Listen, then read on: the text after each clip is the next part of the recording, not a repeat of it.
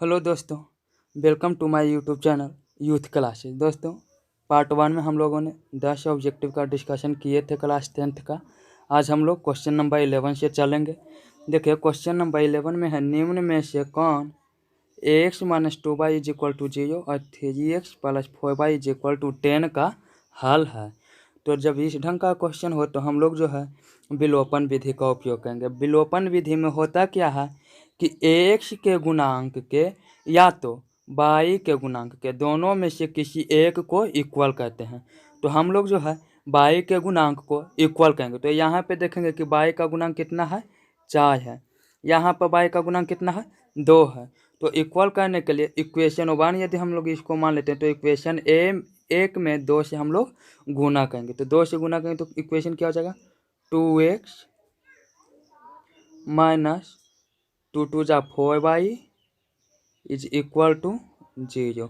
Equation 2 को वैसे ही छोड़ देंगे क्योंकि उसमें तो 4y है ही। तो 3x + 4y = 10। यहाँ पे देखिए y का गुणांक 4 है, यहाँ पे भी y का गुणांक 4, लेकिन ऊपर में माइनस में नीचे में प्लस में। तो इसीलिए हम दोनों इक्वेशन को ऐड कर देंगे, जोड़ देंगे। तो जोड़ने के बाद क्या होगा, 4y से 4y कैंसिल आउट हो जाएगा। यहाँ पे कितना बचा, 3 और 2 5x = यहाँ पे कितना हो जाएगा, 10। तो x का मान निकालेगा, इस साइड 5 गुना में, इस आ जाएगा तब भागा में। तो 5 दूना 10, यानी x का मान कितना हो गया, 2। अब इस x के मान को इक्वेशन 1 या 2 किसी में रख कर हम लोग y का मान निकाल सकते हैं। तो यदि हम लोग इक्वेशन 1 में ही x का मान रखते हैं तो y का मान कितना आता है, जो अब हम लोग देखते हैं। देखिए यहाँ पे हम लोगों का x का मान कितना आ चुका था, 2 आ चुका था। अब देखिए 2 को जो है इक्वेशन 1 में रखते हैं तो कितना हो जाएगा, 2 - 2y = 0।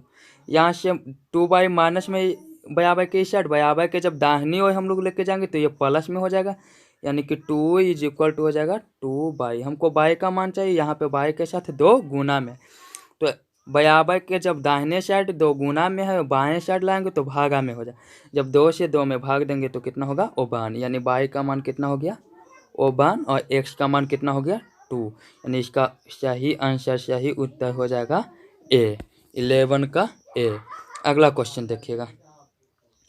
अगला क्वेश्चन थोड़ा सा ठीक लेवल का है, देखिए ध्यान से। यहाँ पे क्या बोला है कि 10⁻²y = 25।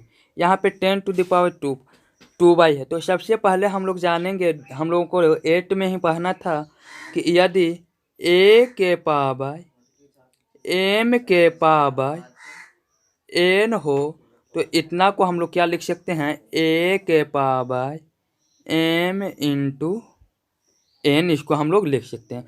तो यहाँ पे 10 के पावर 2y है तो इसको हम लोग लिख सकते हैं 10 के पावर y का होल स्क्वायर = 25। इतना हम लोग लिख सकते हैं। यहाँ तक तो कोई दिक्कत नहीं होना चाहिए, क्योंकि हम लोग जानते हैं कि जब a के पावर m के पावर n हो तो पावर क्या हो जाता है, गुना हो जाता है, भाई गुना। यहाँ पे गुना करके जब लिखा हुआ ही है तो हम 10 के पावर y, 10 के पावर y के पावर 2 इसलिए किए क्योंकि यहाँ पे कितना था, 10 के पावर -y था, इसीलिए हम लोग किए 10 के पावर y के पावर 2। अब जब LHS में यानी कि बाएँ हाथ के साइड में पावर 2 है, तो जब इसको दाहिने साइड भेजेंगे तो यहाँ से ये पावर हट जाएगा, इधर क्या चीज में हो जाएगा, अंडर रूट में हो जाएगा। तो जब 25 का वर्गमूल हम लोग निकालेंगे तो कितना हो जाएगा, 5। यानी यहाँ से जो हम लोगों का निकला, कितना निकला, 10 के पावर y = 5। हम लोगों को कितना निकला, 10 के पावर y = 5। लेकिन यहाँ पे हमको बोला है 10 के पावर -y, तो 10 के पावर -y कैसे होगा, इसका जो है हम लोग गुणन प्रतिलोम निकालेंगे, यानी 1/10⁻y कर देंगे। जब ये साइड में गुणन प्रतिलोम निकालें तो ये साइड भी गुणन प्रतिलोम हो जाएगा, यानी इधर भी कितना हो जाएगा, 1/5। जब नीचे में घात जो है प्लस में है, ऊपर में जाएगा तो घात क्या चीज में हो जाएगा, माइनस में, यानी 10 के पावर -y = कितना हो जाएगा, 1/5। यानी इसका जो सही आंसर हो जाएगा वो हम लोगों का क्या हो जाएगा, ए हो जाएगा। अगला क्वेश्चन देखिएगा। अगला क्वेश्चन बोले रहा है कि यदि 2k-1 कोमा के समीकरण 10x-9y इज इक्वल टू 12 का हल है तो k का मान। तो देखिए हम लोग निर्देशांक लिखते हैं तो निर्देशांक में बिंदु x और बिंदु y को लिखते हैं। हमेशा जो बिंदु x होता है वो पहले होता है और जो बिंदु y होता है वो हमेशा बाद में होता है। यानी x का जो मान दिया हुआ है कितना दिया हुआ है 2k-1, x का मान कितना दिया हुआ है 2k-1 तथा y का मान कितना दिया हुआ है k दिया हुआ है। यदि ये दोनों जो है इस इक्वेशन का इस समीकरण का हल है तो ये मान इसमें रखने के बाद ये सेटिस्फाइड करना चाहिए। यानी कि हम लोग लिख सकते हैं कि 10 गुना x का मान कितना है 2k-1 माइनस 9/9 y का मान कितना है k इज इक्वल टू कितना हो जाएगा 12। अब देखिए इसको हल कीजिए 10 2 जा 20 यानी 10 दूना 20 के माइनस 10 गुना कितना हो जाएगा 10 माइनस कितना 9 के इज इक्वल टू 12। अब देखिए 20 के में से 9 के जाएगा तो कितना बच जाएगा 11 के। ये से 10 माइनस में है बराबर के जब दाहिनी ओर लेके जाएंगे तो प्लस में हो जाएगा तो 12 कितना हो जाएगा 22। ये जब बायां हाथ साइड की तरफ देखेंगे तो 11 जो है के साथ गुना में है। जब इसको दाहिने ओर लेके जाएंगे तो ये क्या चीज हो जाएगा भागा में, यानी 11 दूना 22। यहाँ से के का मान कितना आ गया 2, के का मान 2। अब देखिए कि के का मान 2 किस ऑप्शन में है तो के का मान 2 किस में है बी में है। यही इसका सही आंसर है। अगला क्वेश्चन देखिएगा क्वेश्चन नंबर 14 अच्छा क्वेश्चन है, देखिएगा ध्यान से। इसका करने का सबसे आसान तरीका है कि जब इस ढंग का हो तो हम जो बीच में शान है उसको देखेंगे कि यहाँ पे प्लस में है या माइनस में। तो यहाँ पे हम लोग क्या देखें प्लस में। जब भी यहाँ पे प्लस में होगा तो हम लोग फार्मूला याद करेंगे a + b के होल स्क्वायर बराबर a + b के होल स्क्वायर बराबर क्या होता है फार्मूला होता है a² + b² + 2ab। अब इसको जो है इसी फॉर्म में हम तोड़ने का कोशिश करेंगे कि कैसे ये टूटेगा। तो देखिए यहाँ पे कितना है अंडर रूट है, ये 7 है। अभी हम 7 को 7 ही लिख देते हैं प्लस देखिए 2ab 2 है तो सबसे पहले हम लिख लेते हैं 2 गुना, इसको फिर से हम लोग लिख सकते हैं 2 गुना अंडर रूट 3, यानी जो 4 रूट 3 है उसको हम लोग लिख सकते हैं 2 गुना रूट 3। अब गुना कीजिएगा तो 2 दूना 4, 4 गुना रूट 3 कितना हो गया 4 रूट 3 हो गया। इसको हम इस रूप में है जो कि लिख सकते हैं। अब आगे देखिए तब अब 7 है तो 7 को कैसे लिखेंगे 2 तो जो है ये फार्मूला वाला ही 2 हो गया। ए का मान कितना है 2 तो ए का मान 2 है तो होना क्या चाहिए a², यानी इसको हम लोग ऐसे लिख सकते हैं 2 का स्क्वायर, यानी कितना हो जाएगा 2 दूना 4 प्लस बी के जगह पे कितना है अंडर रूट 3 तो अंडर रूट 3 का स्क्वायर कितना हो जाएगा अंडर रूट 3 का स्क्वायर कितना हो जाएगा 3 तो 2 दूना 4 या 3 कितना हो गया 7, यानी 7 को हम लोग इतना के रूप में लिख सकते हैं प्लस ये कितना हो गया 2 इंटू 2 गुना रूट 3। अब इसको हम लोग क्या लिख सकते हैं a² + b² + 2ab।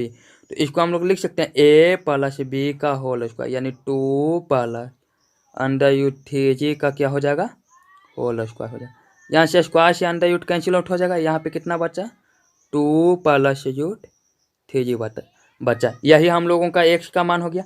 x का मान यानी कितना हो गया x हम लोगों का x बराबर कितना निकाल के आ गया 2 + अंडर रूट 3। लेकिन हम लोगों का मान किसका चाहिए x + 1/x का, तो 1/x का मान निकाल लेते हैं। 1/x बराबर हम लोगों का क्या हो जाएगा 1/2 + अंडर रूट 3।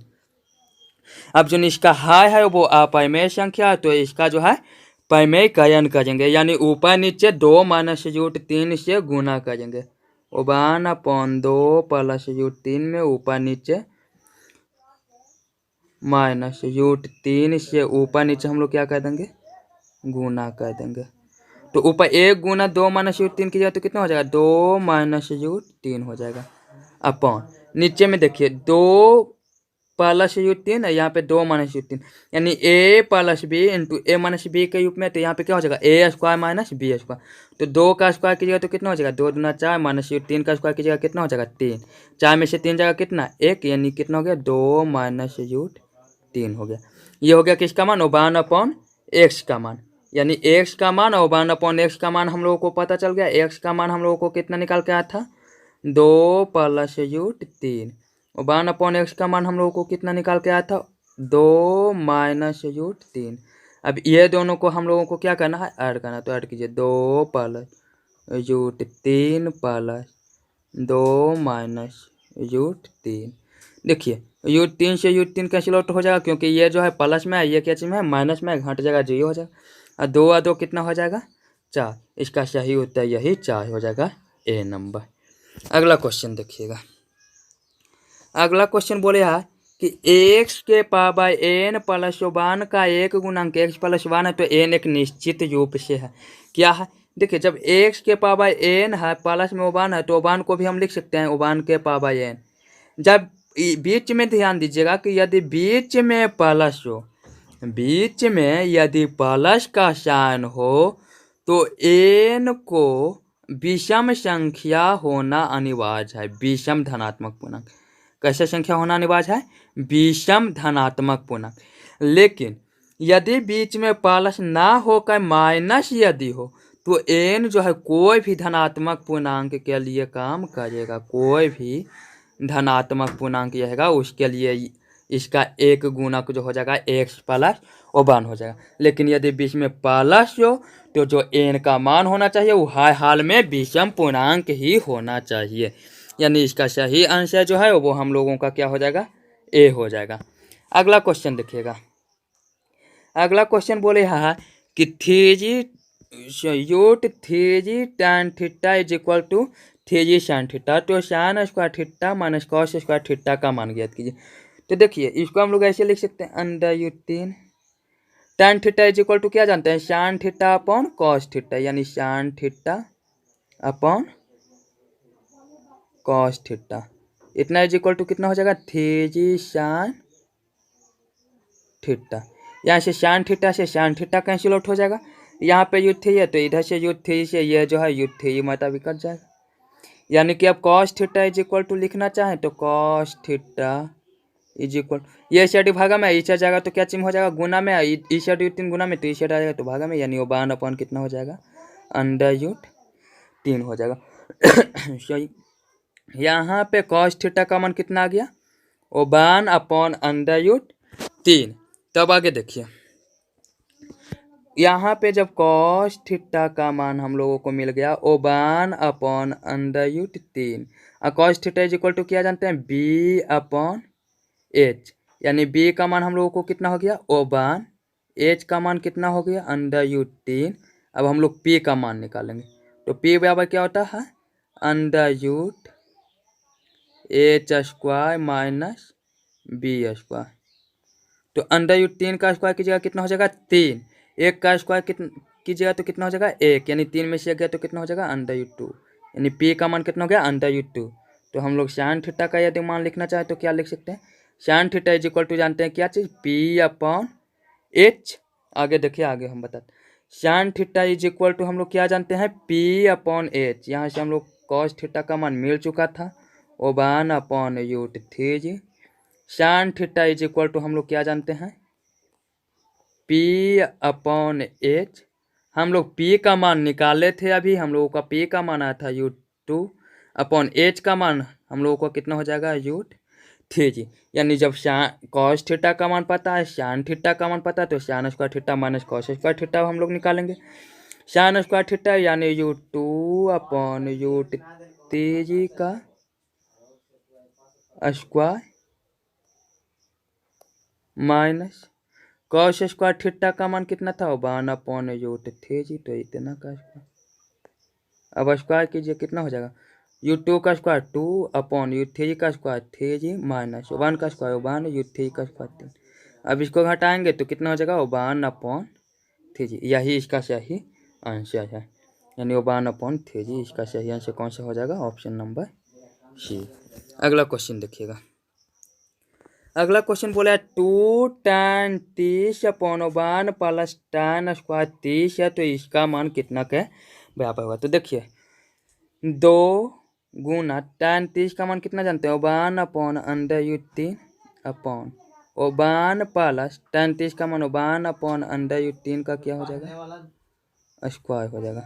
अब इसको हल कीजिए तो कितना हो जाएगा, 2/√3 बटा 1 प्लस 1 का स्क्वायर 1 3 का स्क्वायर कितना हो जाएगा, 3 हो जाएगा। अब इसको आगे है जो कि देखिए आगे जब हम लोग हल करेंगे तो कितना था, यहाँ पे था 2/√3 अपॉन 1 प्लस 1/3। तो इसको जब हल कीजिएगा तो कितना हो जाएगा, 2/√3 अपॉन नीचे भिन्न का जो कर लीजिएगा तो 3 आ 1 4 अपॉन कितना हो जाएगा 3, 2 दूना 4, ये U3 से कितना मतलब कट जाएगा, U3 मतलब। अब ये जो है ऊपर चल जाएगा, यानी U3 चल गया ऊपर, नीचे कितना आ गया, 2 आ गया। अब बताइए U3 अपॉन 2 जो है ये हम लोगों को किसका मान है, तो ये जो मान है ये ऑप्शन के अनुसार हम लोग देखेंगे तो ये किसका मान है, sin 60 का, यानी इसका सही आंसर कौन सा हो जाएगा, sin 60। अगला क्वेश्चन देखिएगा। अगला क्वेश्चन बोले है हम लोगों को, अगला क्वेश्चन हम लोगों को है कि sec A is equal to cosec B. देखिए sec A is equal to है हम लोगों का कौशिक बी। यहाँ पे ये वैल्यू दिया हुआ हो या ना दिया हुआ हो इससे हम लोगों को मतलब नहीं होगा। यहाँ पे बस देख लेना कि sec A is equal to cosec B है या नहीं। तो हम लोग जानते हैं क्या कि सेक 90 - थीटा इज इक्वल टू क्या होता है, कौशिक थीटा होता है। तो सेक ए को हम लोग यदि कौशिक में बदलना चाहे तो हम लोग लिख सकते हैं, या कौशिक बी को यदि हम सेक में बदलना चाहे तो कौशिक बी इज इक्वल टू लिख सकते हैं सेक 90 - बी। यानी यहाँ से इस फार्मूला से हम लोग क्या लिख सकते हैं कि sec A is equal to, cosec को हम लोग सेक में बदल देंगे तो sec cosec theta is equal to क्या होता है, सेक 90 - थीटा, यानी cosec B is equal to क्या हो जाएगा, सेक 90 - बी हो जाएगा। अब देखिए यहाँ भी सेक है यहाँ भी सेक है, तो सेक से दोनों कंपेयर हम लोग कर लेंगे, दोनों हम लोग तुलना कर लेंगे तो हम लोगों को क्या मिल जाएगा, ए इज इक्वल टू 90 - बी। ये साइड भी माइनस में, ये साइड आ जाएगा तो प्लस में हो जाएगा, यानी A plus B is equal to कितना हो जाएगा, 90 डिग्री। यही हमारा सही आंसर है, इसका ऑप्शन नंबर सी हम लोगों का क्या हो जाएगा, ठीक हो जाएगा। अगला क्वेश्चन देखिएगा। अगला क्वेश्चन बोले है यदि किसी त्रिभुज ए बी सी में कोण ए तथा बी पूरक है।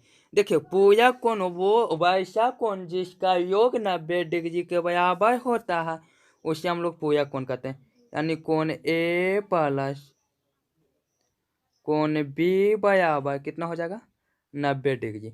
और चूंकि ए बी सी एक त्रिभुज है, ए बी सी एक त्रिभुज है, तो हम लोग जानते हैं कि त्रिभुज के तीनों कोणों का योगफल कितना होता है, 180 डिग्री होता है, यानी ए प्लस बी प्लस सी बराबर कितना हो जाएगा, 180, जिसमें ए प्लस बी का मान हम लोग जानते हैं कि 90, यहाँ पे दिया हुआ है कि ए तथा बी पूरक है, यानी ए प्लस बी का मान कितना 90 है। तो ए प्लस बी का मान जब 90 होगा तो कोण सी का मान हम लोग निकालेंगे तो कितना हो जाएगा, 180। सेट प्लस में होगा, इस साइड जाएगा तो माइनस में, यानी 180।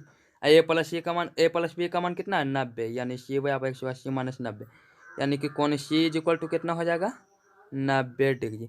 अब बताइए कि कॉट सी का मान कितना हो गया, 90 डिग्री। अब कॉट सी का मान हम लोगों से पूछा तो सी 90, यानी कॉट 90 का मान हम लोगों को बताना है। तो कॉट 90 का मान हम लोग क्या जानते हैं, तो कॉट 90 का मान हम लोग जानते हैं 0, यानी इसका सही आंसर कौन सा हो जाएगा, बी हो जाएगा। अगला क्वेश्चन देखिएगा। अगला क्वेश्चन है tan alpha plus beta is equal to √3 और tan alpha is equal to 1 plus √3, तब tan बीटा का मान। तो देखिए tan alpha plus beta is equal to U3 दिए हुए हैं। तो हम जानते हैं कि tan में कितना डिग्री का मान U3 होता है, 60 डिग्री का। यानी हम लोग इसको लिख सकते हैं कि tan alpha plus beta is equal to tan 60, क्योंकि जानते हैं कि tan 60 का मान कितना होता है U3। ये साइड भी tan है, ये साइड भी tan है, दोनों का कंपेयर करेंगे तो हम लोग को एक इक्वेशन मिल जाएगा, alpha plus beta is equal to कितना, 60 डिग्री। अल्फा प्लस बीटा का मान कितना मिल गया, 60 डिग्री। उसके बाद यहाँ से देखेंगे tan alpha is equal to कितना है, 1/U3। तो हम यहाँ से लिख सकते हैं कि tan alpha is equal to 1/U3। tan में किसका मान होता है, तो tan 30 का मान, यानी लिख सकते हैं tan 30 कितना हो जाएगा, tan 30। तो ई साइड भी tan है, ई साइड भी tan है, तो अल्फा का मान है जो कि यहाँ से कितना निकाल के आ गया, 30। अल्फा इज इक्वल टू कितना हो गया, 30। Alpha plus beta is equal to 60 है, अल्फा इज इक्वल टू 30 है, तो बीटा इज इक्वल टू कितना हो जाएगा, 30। क्योंकि 60 में से जाके अल्फा कमेगा, अल्फा का मान 30 है, यानी 60 में से 30 घटेगा, तो बीटा का मान कितना हो जाएगा, 30। और tan बीटा का मान पूछा, यानी tan 30 का मान पूछा, तो tan 30 का मान हम लोग कितना जानते हैं, 1/√3, यानी 1/√3 ही हो जाएगा इसका सही आंसर। तो इसका सही आंसर कौन हो जाएगा, ऑप्शन नंबर सी हो जाएगा इसका।